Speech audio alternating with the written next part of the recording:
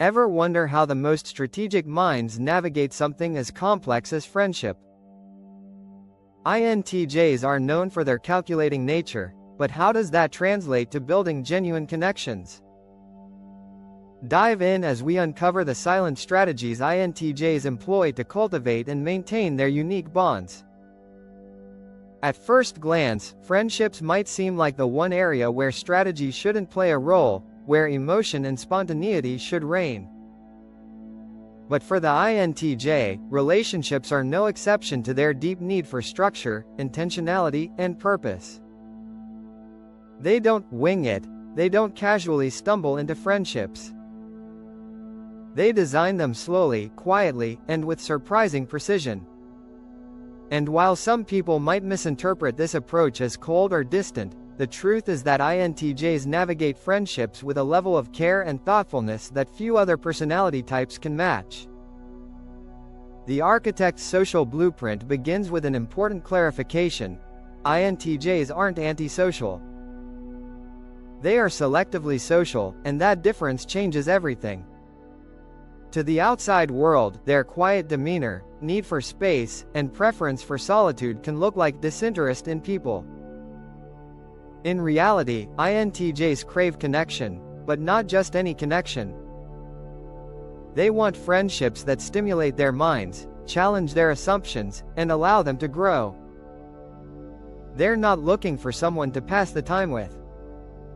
They're looking for someone worth their time. Because to an INTJ, time is the most valuable currency they possess, and they refuse to spend it on shallow interactions or fleeting acquaintances that don't contribute something meaningful. This selective approach acts as a filter, helping them conserve energy while directing their attention toward relationships with real potential. Inside the INTJ mind, there exists what could be called a friendship matrix, an internal system that sorts, evaluates, and categorizes people long before the INTJ ever decides to call someone a friend. Most people form friendships based on proximity or familiarity: coworkers, classmates, neighbors. But INTJs rarely become close to someone just because circumstances put them in the same room. Instead, they assess compatibility on a deeper level. They observe how someone thinks, how they handle conflict, how they respond to new information, and whether their words align with their actions. They're quietly scanning for patterns, consistency, and emotional maturity. If someone is overly reactive, intellectually rigid, or driven by drama, the INTJ quickly files that person under not long-term material, even if they remain polite or cordial. In this matrix, alignment matters more than chemistry, and shared values matter more than shared hobbies. The INTJ's friendship strategy is built around the principle of quality over quantity.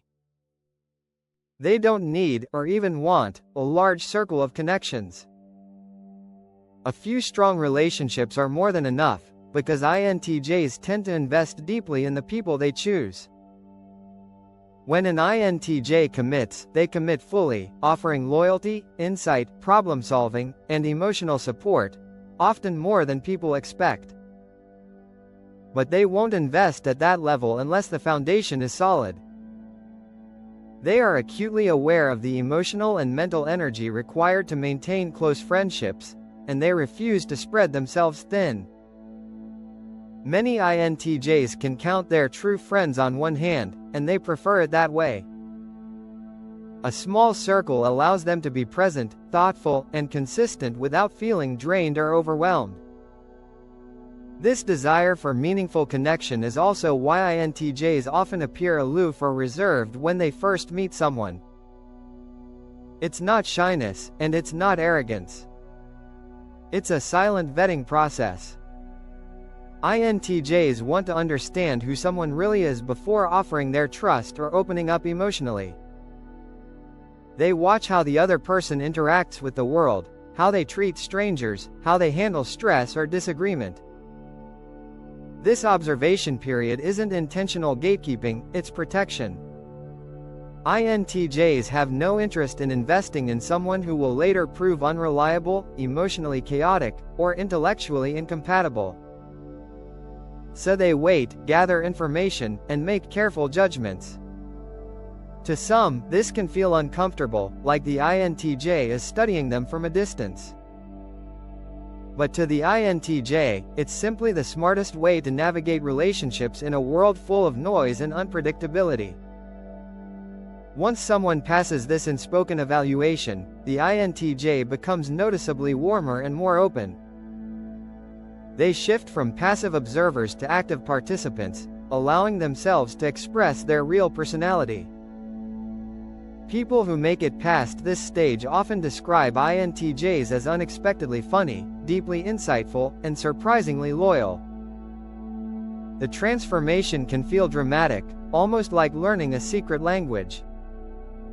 One day the INTJ seems distant, the next, they're sharing philosophical ideas, asking thoughtful questions, or revealing personal insights that show a level of trust few others ever experience.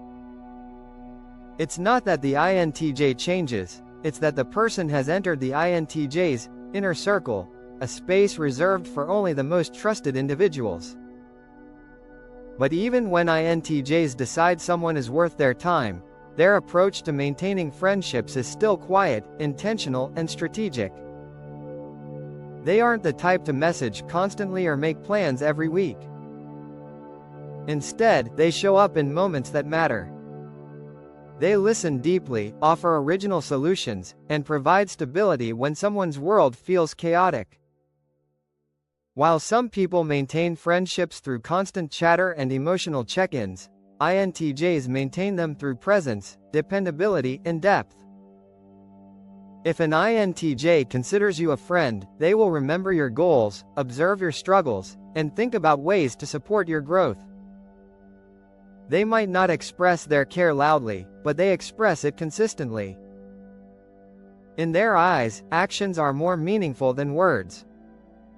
One of the most misunderstood aspects of INTJ friendships is their need for space. Their alone time isn't a rejection, it's maintenance. INTJs recharge by retreating into their minds, exploring ideas, problem-solving, or simply sitting in silence. They need solitude the way extroverts need stimulation. So when an INTJ steps back, it rarely means they're losing interest or drifting away. It means they're recalibrating, processing life, and ensuring they can show up as their best selves. Friends who understand and respect this rhythm often become lifelong companions. Friends who take it personally usually fall away. This natural self-filtering ensures that the INTJ is surrounded by people who fit their world rather than drain it. Conflict within INTJ friendships is another area where their silent strategy shines.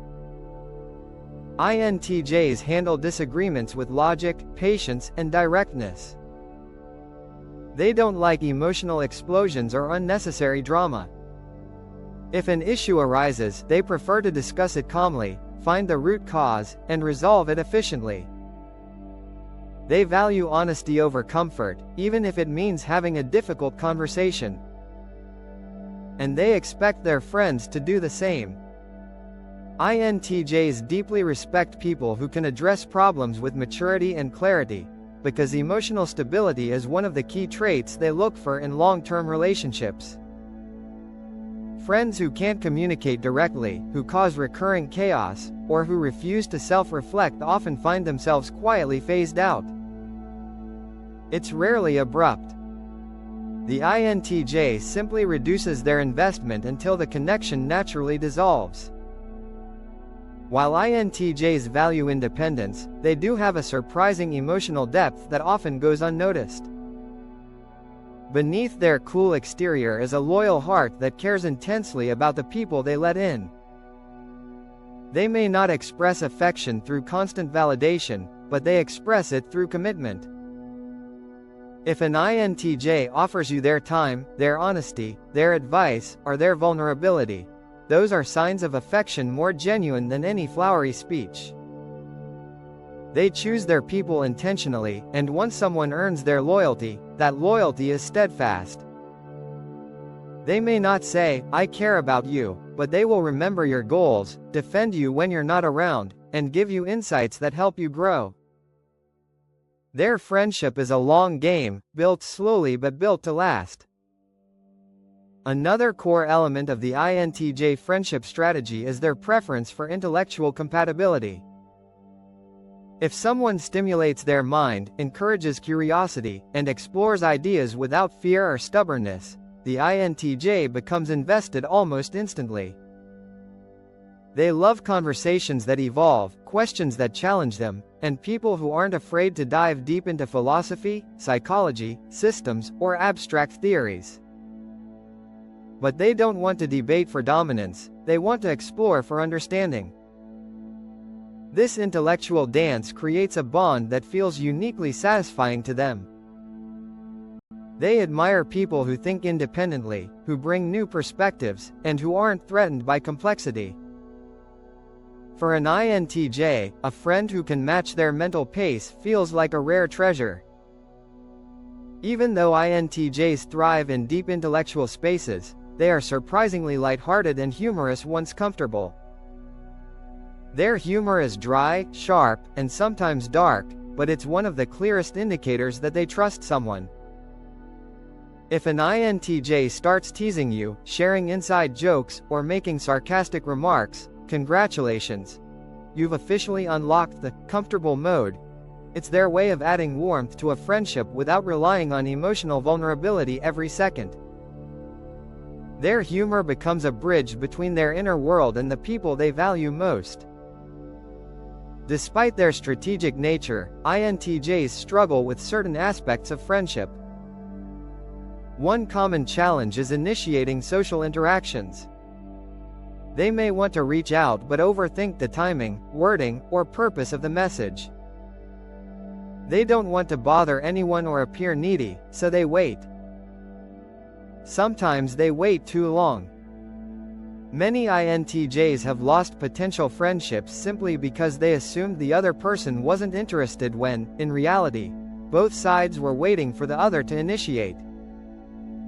This hesitation isn't rooted in insecurity, it's rooted in their desire to be respectful and efficient. But once a friendship becomes established, INTJs get better at showing up and staying engaged. Another challenge is expressing emotions in real time. INTJs feel deeply, but they don't always process emotions quickly. If a friend is upset, the INTJ may pause before responding, analyzing the situation instead of immediately offering comfort. This can come across as cold, even though the INTJ is simply trying to understand the root of the problem before giving support. Over time, they learn to balance empathy with logic, but it's a skill that develops slowly. Friends who value emotional expression may need to be patient with the INTJ's thoughtful pace. Yet despite these challenges, INTJs form some of the most stable, honest, and long-lasting friendships out of all personality types. Their relationships are built on mutual respect, personal growth, and intellectual enrichment. They don't cling, manipulate, or demand attention. They don't expect constant interaction. Instead, they offer something rare, a friendship based entirely on authenticity. No games. No pretense. No drama. Just two minds, two souls, choosing to walk through life with intention. The INTJ's silent strategy for navigating friendships ultimately reveals a deeper truth. They want relationships that align with who they truly are. They are willing to wait for the right people, invest deeply in them, and nurture those connections with unwavering loyalty. They don't need loud expressions of affection or frequent interaction to sustain a bond. They simply need understanding, depth, and mutual respect. And when they find those things, they become some of the most valuable friends anyone could ask for.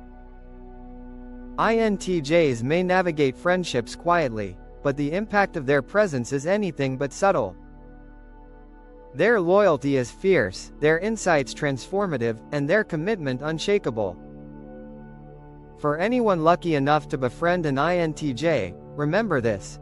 If they're still here, still texting you, still thinking about you, still investing even in small ways, it means you matter to them more than they'll ever say out loud.